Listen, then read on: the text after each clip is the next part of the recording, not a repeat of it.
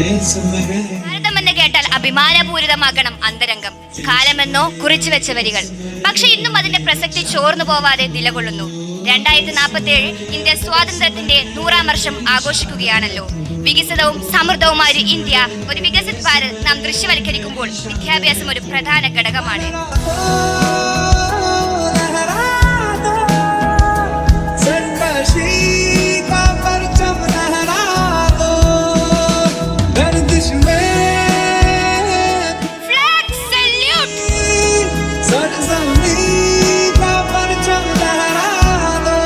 സാങ്കേതിക വിദ്യയും അതിന്റെ ഉപകരണവും എല്ലാ ആനുകൂല്യങ്ങളും ഏറ്റവും അധികം അർഹിക്കുന്ന നാം വിദ്യാർത്ഥി സമൂഹത്തിനും അതിനോടൊപ്പം അവികസിത പ്രദേശങ്ങളിലെ വിഭാഗങ്ങളിലേക്കും നമ്മുടെ ഗാന്ധിജി ആഗ്രഹിച്ചതുപോലെ ഓരോ കുഗ്രാമങ്ങളിലേക്കും എത്തുന്നിടത്താണ് ഇന്ത്യയുടെ വികസിത ഭാവി ഒളിഞ്ഞിരിക്കുന്നത്.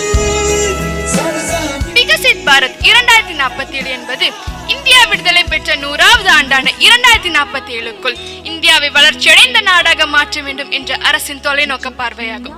விகசித் பாரத்தின் 4 தூண்கள்: யுவா இளைஞன், மகளேயன் பெண்கள், அன்னதாதி விவசாயிகள் மற்றும் kharif ஏழையன்.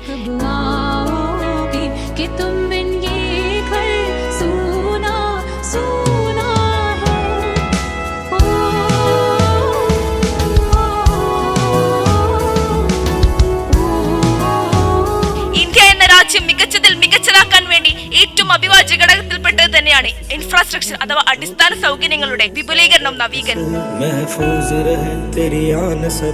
India is my country and all Indians are my brothers and sisters. ഇവിടെയല്ലേ ഗാന്ധിജിയുടെ വാക്കുകൾ പ്രസക്തമാകുന്നത്. നിങ്ങൾ ഒരു മാറ്റം കാണുവാൻ ആഗ്രഹിക്കുന്നുണ്ടെങ്കിൽ ആ മാറ്റം നിങ്ങളാകണം.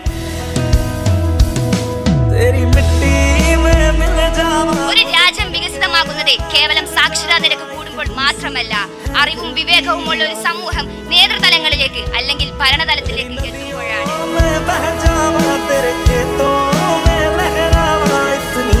2047ലേക്കുള്ള നമ്മുടെ യാത്രയിൽ ഉന്നതമായ ലക്ഷ്യങ്ങൾ മുന്നിൽ കാണുന്ന ഫേസ് വിദ്യാർത്ഥികൾ എന്ന നിലയിൽ ഈ ലക്ഷ്യങ്ങളിൽ നാം പ്രതിജ്ഞാബദ്ധരായിരിക്കണം.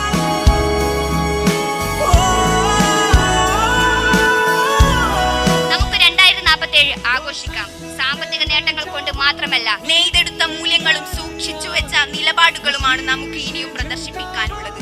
രാജ്യത്തിന്റെ ജൈവികത മനസ്സിലാക്കി വളർന്നു വരുന്ന വിദ്യാർത്ഥി സമൂഹത്തിൽ നമുക്ക് പ്രതീക്ഷയർപ്പിക്കാം.